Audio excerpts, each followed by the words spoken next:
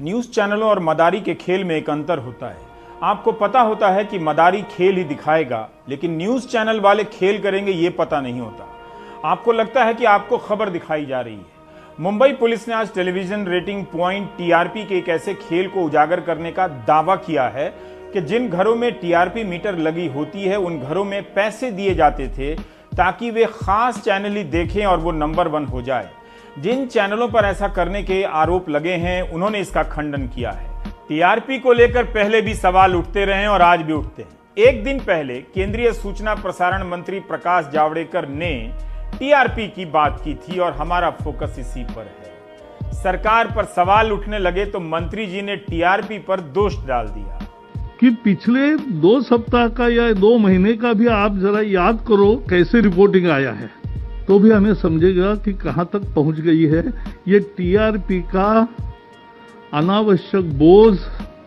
प्रकाश जावड़ेकर को 2 महीने के कवरेज का तो याद रहा, लेकिन थोड़ा सा ही पहले का याद कर लेते तो रफाल आ गया, रफाल आ गया, रफाल आ गया, राम मंदिर शिलान्यास या तबलीगी जमात का कवरेज भी सामने आ जाता।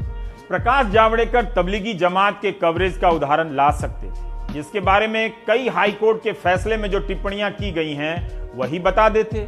21 अगस्त 2020 को जस्टिस टीवी नलवाड़े और जस्टिस एमजी सेविलकर की बेंच ने बॉम्बे हाई कोर्ट में तबलीग के मामले में सुनवाई करते हुए कहा था कि दिल्ली में मरकज के कार्यक्रम में जो विदेशी नागरिक आए थे उनके खिलाफ प्रिंट और इलेक्ट्रॉनिक मीडिया में बड़ा प्रोपेगेंडा चला और यह छवि बनाने का प्रयास किया गया कि ये विदेशी भारत में कोविड-19 के प्रसार के लिए जिम्मेदार है। जहां कहीं भी महामारी या आपदा आती है, राजनीतिक सरकार बलि का बकरा ढूंढती है।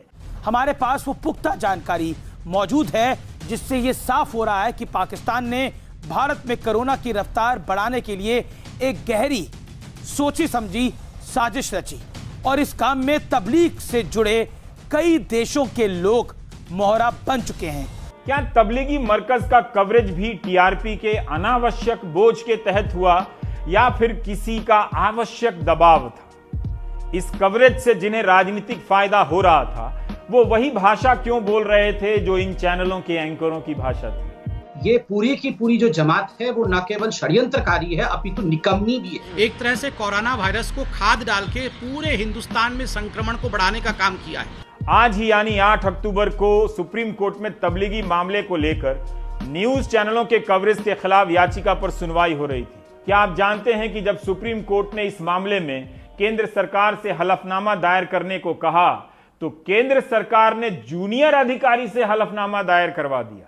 जूनियर अधिकारी से। इस बात को लेकर चीफ जस्टिस ने केंद्र सरकार को फटकार लगाई और कहा कि आप इस अदालत के साथ उस तरह से व्यवहार नहीं कर सकते जिस तरह से आप कर रहे हैं। चीफ जस्टिस ने कहा कि हलफनामे में कुछ टीवी चैनलों पर याचिकाकर्ताओं द्वारा लगाए गए आरोपों पर कोई प्रतिक्रिया नहीं दी गई है जो नफरत फैला रहे हैं। यह बेहद जरूरी बात है। कोर्ट ने कहा कि हलफनामे में कहा गया है कि याचिकाकर्ता ने खराब रिपोर्टिंग के कोई उदाहरण नहीं दिखाए। आप याचिकाकर्ता से सहमत नहीं हो सकते, लेकिन आप कैसे कह सकते हैं कि खराब रिपोर्टिंग की कोई मिसाल नहीं है? कोरोना वाली फैक्ट्री यानी तबलीगी जमात का आका मौलाना साद किसी शातिर अपराधी की तरह अपने पत्ते बिछा रहा है। तो तबलीगी नहीं, तालिबानी जमात वाले मौलाना साद, तालिबानी सोच रखने वाले मौलाना, तालिबानी सोच रखने वाले जमात के मुखिया मौलाना साद, तबलीगी नहीं तालिबानी जमात। मैं इसलिए कह रहा हूं क्योंकि तालिबानी मानसिकता की सोच रखते हैं पूरे देश में। इन्होंने सुसाइड बमर एक तरह से बनाकर भेज दिए। पिछले दिनों सुदर्शन टीवी एक कार्यक्रम करने वाला था। कार्यक्रम के प्रोमो में बताया गया कि यूपीएससी के नतीजे में कोई जिहाद हो गया है, जामिया के छात्र ज्यादा सफल हो गए हैं। मैं भगवान गणेश जी से प्रार्थना करता हूं।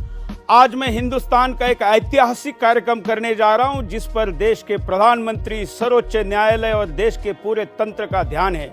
सुदर्शन टीवी के मामले में जस्टिस चंद्रचूड़ ने कहा कि एंकर की शिकायत यह है कि एक विशेष समूह सिविल सेवाओं में प्रवेश प्राप्त कर रहा है। यह कितना कपटी है।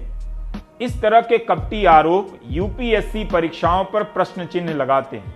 यूपीएससी पर बिना किसी तथ्यात्मक आधार के ऐसे आरोप लगाए जा रहे हैं। इसकी अनुमति कैसे दी जा सकती है? लादेन और बगदादी को फिर जिंदा न होने देंगे, राणा शिवा का गौरव ऐसे ही खोने न देंगे, भारत के नौकरशाही में जिहाद नहीं चलने देंगे, अपने ही देश के आस्तीन में नाग नहीं पलने देंगे। आज जस्टिस डीवाई चंद्रचूड़ और जस्टिस केएम जोसेफ ने सुदर्शन टीवी के कार्यक्रम यूपीएससी जिहाद के बाकी एपिसोड पर रोक लगा दी।